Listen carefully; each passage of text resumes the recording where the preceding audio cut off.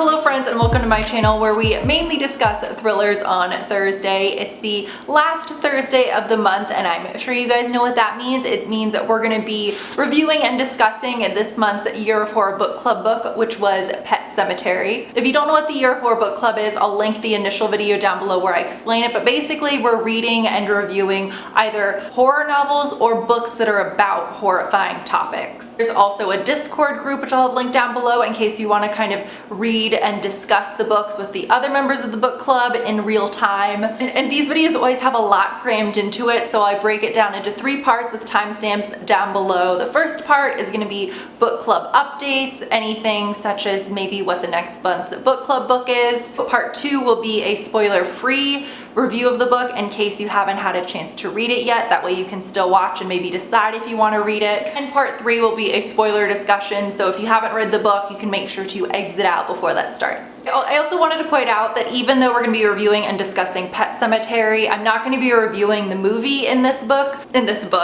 video, only because I frankly just haven't had time to go see it. I did see Us a few days ago, and I pre-recorded a review of that next week, but I've just been traveling so much for work this month, I don't really know when I'm gonna get to see Pet Sematary, but hopefully I'll have a review of that up in a couple weeks. So first, getting into book club updates. As I already announced in last month's video for April, we're gonna be reading some Japanese horror, which is In the Miso Soup. And I don't know about you, I'm kind of happy. It's very short. I could use a quick read right now. And I think I might have said this before, but I'm really trying to make every single book that we read incredibly different from the last. And so we've had some kind of strange horror like Penpal. We've had We Need to Talk About Kevin, which was more literary fiction. We had Stephen King this month, which is more classic horror. And so for May, I saw a couple of you recommend this book, and that's why this is always kind of fun, because I'll see people mention in passing books they're interested in, or they flat out recommend them to me, and then that plants the seed for what I think we might read down the road. But as I said, I really wanted to read some true crime, and one of you recommended this book. It's also very topical because it's about a very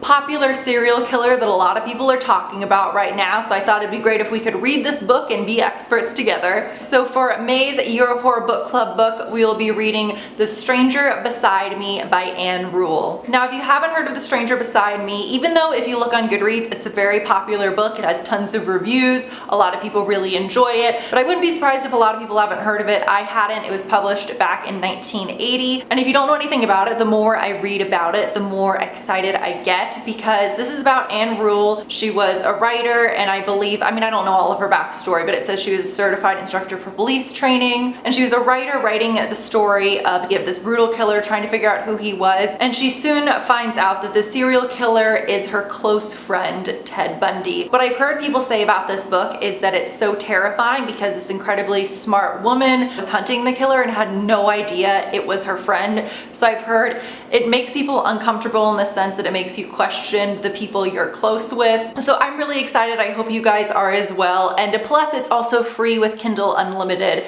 I know I'm going to be probably doing a free trial. So anyway, now let's go ahead and get into the spoiler-free review of Pet Sematary. So here's my very banged up old version. This book did not help with my fear of cats. Let me just put that out there. I have an irrational fear. I've talked about this in other videos. I'm aware that they're nice and dogs probably hurt more people. I get it. I have irrational fear.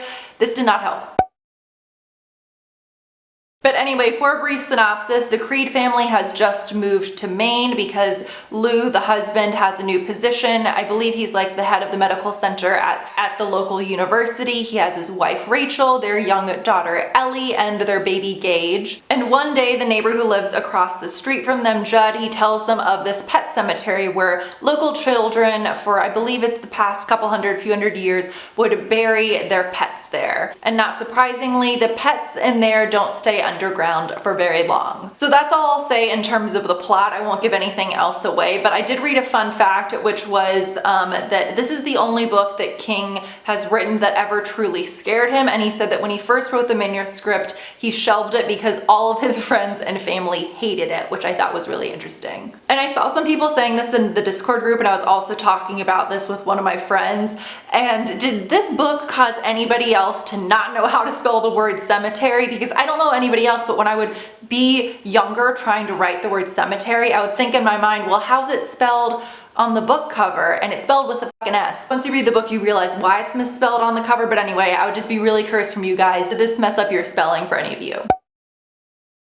So now getting into what I really enjoyed about the book, and I will say first, I had no idea what the basic premise, aside from what I said in the intro, was about. So I really, and again, I'm not gonna get into any spoilers, I didn't realize how traumatizing this book would be and the type of drama it would cause and how emotional it would be. I just had absolutely no idea, and I thought that King handled those incredibly emotional scenes very well. This book has a lot more to do with family and friendship than I was really anticipating. I think because the cat's on the front, I'd really thought a huge part of the book would just be about the cat, which the cat does play a main focus in the book, but I don't think I realized how much the book would really just traumatize me and make me really upset. I kind of thought it'd be more like a fun horror. And I did see some people saying, and I totally agree with this, that this book isn't that scary. And I agree that it's really only the last 50 pages that are maybe kind of what you would think of when you think of a horror novel,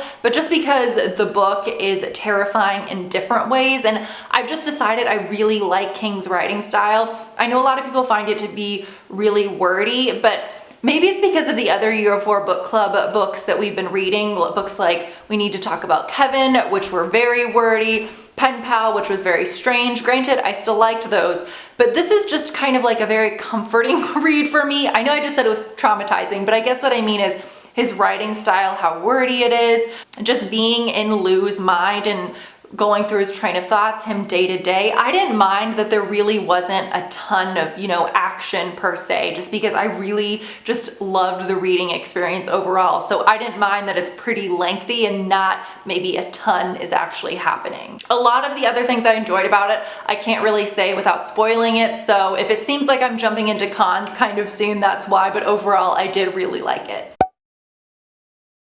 So getting into what I didn't like about the book, I could not stand how Rachel was written. Just in terms of what characters' personalities are like, Ellie the daughter is very spunky, Gage is very cute and adorable, Lou the father, he's a doctor, so he's very methodical, he's very research focused, he's not, a spiritual, emotional person. But then you have Rachel, who's much more emotional, and it just rubbed me the wrong way a tiny bit how she was written, because she's this super crazy emotional female, but then she'll give you a hand job in the bath, and I don't know if that's how the scene actually was, and if you consider that a spoiler, I don't know what to say to you, but just the fact her basic personality was like emotional and sexy really rubbed me the wrong way. And I know that by the end of the book, and again, no spoilers, by the end of the book, she has a lot more to her and you realize why she's so emotional about certain things, but still it doesn't change the fact that at her core, she's emotional and sexy. So it kind of bothered me a little bit. And then my other con would be that, as I said, I didn't mind that this book wasn't kind of your stereotypical horror novel. That didn't bother me, but when the horror scenes happen at the end of the book, I just wish that they would have been dragged out a tiny bit more. I mean, a lot is left to your imagination, which I like, but it's just a lot really fast. And maybe it's supposed to be that way because it's supposed to feel very traumatic, but I just wish there would have been a little bit more detail, so it kind of would have felt like the ending warranted the rest of the book, if that makes sense. But that is it for my spoiler-free review. So in the end, I'm gonna give Pet Sematary by Stephen King 4.5 out of 5 creepy branches. So now, again, click away if you haven't read the book yet. We're gonna get into the spoiler discussion.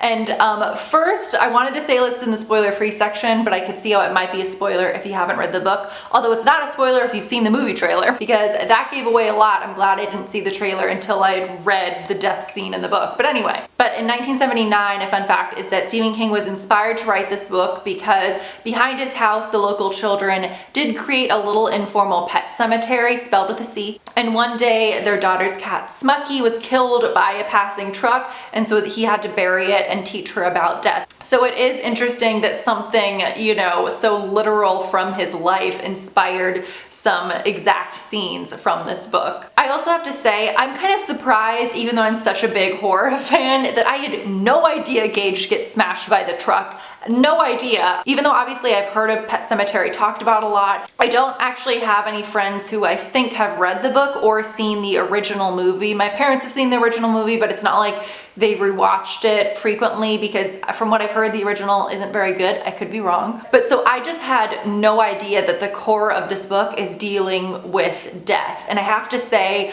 I thought King wrote the death incredibly well and how the family reacted to it, especially Lou. There's especially, you know, that scene where people are coming up to him, and I have to admit this was my first thought. So when he was getting upset that people were saying it, and I was kind of like, oh. But a lot of people are coming up to him and, you know, saying, oh, you know, at least it was fast. And when that's hitting him in his heart and he's describing Gage literally flying like a fucking football and him chasing after him, that I just started, well, I don't know if I was sobbing, but I think there was a tear. And again, I found myself like 70% of the way through this book, and yes, even though there weren't really a lot of horror scenes, there were no jump scares, anything like that, I found myself just so riveted and feeling traumatized like the rest of the family that I didn't really mind that a lot of the horror wasn't until the very end of the book. I don't know why, but the image of Ellie when she's just face down on the floor in the airport and not getting up, I found so upsetting. And oh my god, poor Ellie. I'm not even really thinking about it now, but her grandparents even have that line where they tell Lou, like,